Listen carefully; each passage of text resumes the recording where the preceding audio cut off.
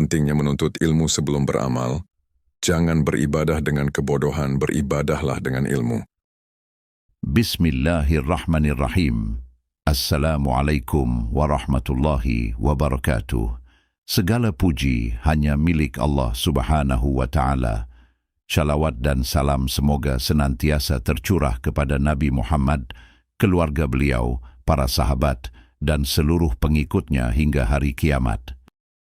Saudaraku kaum muslimin yang dirahmati Allah, banyak orang memiliki semangat beribadah, rajin menghadiri majelis, gemar bersedekah, dan ingin berbuat baik. Namun tidak sedikit yang melakukan amalan tanpa ilmu. Niatnya baik, tetapi caranya tidak sesuai dengan tuntunan Rasulullah SAW. Dalam Islam, niat yang ikhlas saja belum cukup. Amal juga harus benar, yaitu sesuai dengan Al-Quran dan Sunnah berdasarkan pemahaman para sahabat Nabi. Karena itu, kewajiban pertama seorang Muslim adalah belajar agama. Allah memerintahkan ilmu sebelum amal. Allah Ta'ala berfirman, "Fa'lam annahu la ilaha illallah, wastaghfir li dhanbika walil mu'minina wal mu'minat, wallahu ya'lamu mutaqallabakum wa mathwakum." Artinya, maka ketahuilah bahwa tidak ada sesembahan yang berhak disembah selain Allah, dan mohonlah ampunan atas dosamu dan bagi orang-orang mukmin laki-laki dan perempuan. Allah mengetahui tempat usahamu dan tempat tinggalmu. Surah Muhammad ayat 19. Perhatikanlah ayat yang agung ini. Allah mendahulukan perintah. Ketahuilah baru kemudian memerintahkan, mohonlah ampun. Inilah dalil bahwa ilmu harus didahulukan sebelum ucapan dan amal. Oleh karena itu, membuat bab dalam Babil Ilm Qabla Al-Qawli wal Amal. Bab ilmu sebelum berkata dan beramal. Beliau kemudian membawakan ayat di atas sebagai dalil bahwa ilmu adalah fondasi seluruh amal. Jangan mengikuti sesuatu tanpa ilmu. Allah Ta'ala berfirman, وَلَا تَقْفُ مَا لَيْسَ لَكَ بِهِ عِلْمٍ إِنَّ السَّمْعَ وَالْبَصَرَ وَالْفُؤَادَ كُلُّ أُولَئِكَ كَانَ عَنْهُ مَسْئُولًا. Artinya, dan janganlah kamu mengikuti sesuatu yang kamu tidak mempunyai ilmu tentangnya. Sesungguhnya pendengaran, penglihatan, dan hati semuanya akan dimintai pertanggungjawaban. Surah Al-Isra ayat 36. Ayat ini melarang seorang Muslim berbicara, berfatwa, beribadah, atau menyebarkan ajaran agama tanpa ilmu. Allah mengangkat derajat orang berilmu. Allah berfirman, "Yarfa'illahu alladhina amanu minkum walladhina utul ilma darajat." Artinya, Allah akan mengangkat orang-orang yang beriman di antaramu dan orang-orang yang diberi ilmu beberapa derajat. Surah Al-Mujadilah ayat 11. Semakin tinggi ilmu yang benar dan semakin ikhlas mengamalkannya, semakin tinggi pula derajat seseorang di sisi Allah. Tanda Allah menghendaki kebaikan. Rasulullah SAW bersabda, "Man yuridillahu bihi khairan yufaqihu fid din." Artinya, barang siapa yang Allah kehendaki kebaikan baginya, niscaya Allah akan memahamkannya tentang agama. Hadis Bukhari dan Muslim. Maka, apabila Allah memudahkan kita belajar Al-Quran, mempelajari hadis, menghadiri majelis ilmu, atau membaca kitab para ulama, hendaknya kita bersyukur. Itu merupakan salah satu tanda kebaikan dari Allah. Jalan menuju surga, Rasulullah SAW bersabda, "Man salaka tariqan yaltamisu fihi ilman, sahhalallahu lahu bihi tariqan ilal jannah." Artinya, barang siapa menempuh jalan untuk mencari ilmu, Allah akan memudahkan baginya jalan menuju surga. Hadis riwayat Muslim. Ulama adalah pewaris para nabi. Rasulullah SAW bersabda, "Innal ulama'a warathatul anbiya'i." Artinya, sesungguhnya para ulama adalah pewaris para nabi.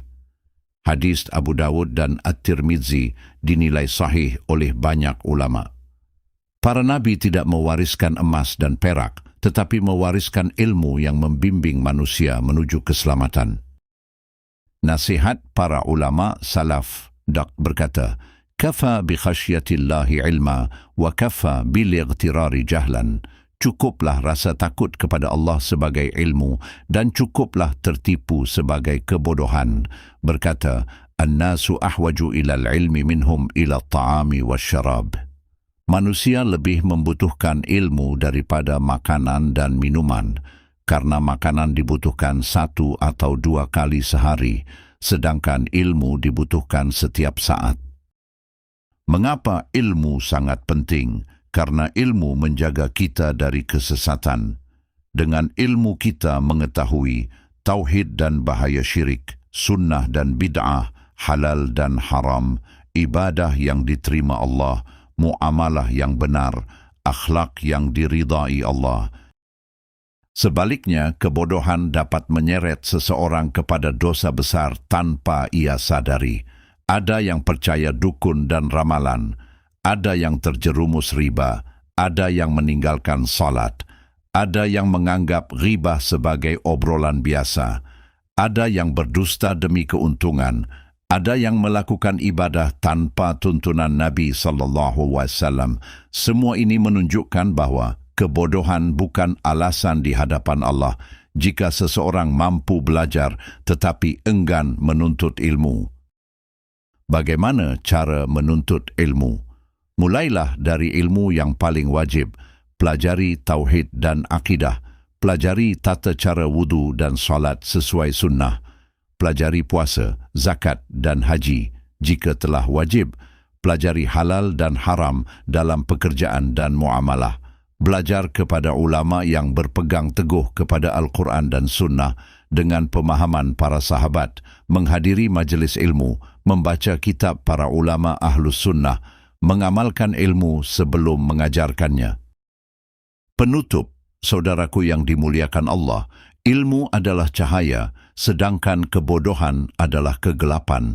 Jangan sampai kita rajin beramal, tetapi amal itu tertolak karena tidak sesuai dengan tuntunan Rasulullah. Jangan sampai kita menganggap suatu dosa sebagai perkara biasa hanya karena tidak pernah belajar agama. Marilah kita memulai perjalanan menuju Allah dengan menuntut ilmu, karena ilmu adalah jalan menuju keimanan, amal saleh, kebahagiaan dunia, dan keselamatan di akhirat. Semoga Allah menjadikan kita hamba-hamba yang diberi ilmu yang bermanfaat, dipahamkan tentang agama, dimudahkan mengamalkan sunnah Nabi, dijauhkan dari syirik, bid'ah dan maksiat, serta memasukkan kita ke dalam surga Firdaus yang tertinggi, tanpa hisab dan tanpa azab dengan rahmatnya. Marilah kita berdoa, Allahumma inna nas'aluka ilman nafi'a wa rizqan tayyiba wa amalan mutaqabbala. Allahumma ij'alna min ahli at-tauhid was sunnah وأدخلنا الفردوس الأعلى بغير حساب ولا عذاب برحمتك يا أرحم الراحمين. Artinya, Ya Allah, kami memohon kepadamu ilmu yang bermanfaat, rezeki yang baik, dan amal yang Engkau terima. Ya Allah, jadikanlah kami termasuk ahli tauhid dan pengikut sunnah, serta masukkanlah kami ke surga Firdaus yang tertinggi tanpa hisab dan tanpa azab dengan rahmat-Mu, wahai Tuhan yang Maha Penyayang. Wassalamualaikum warahmatullahi wabarakatuh.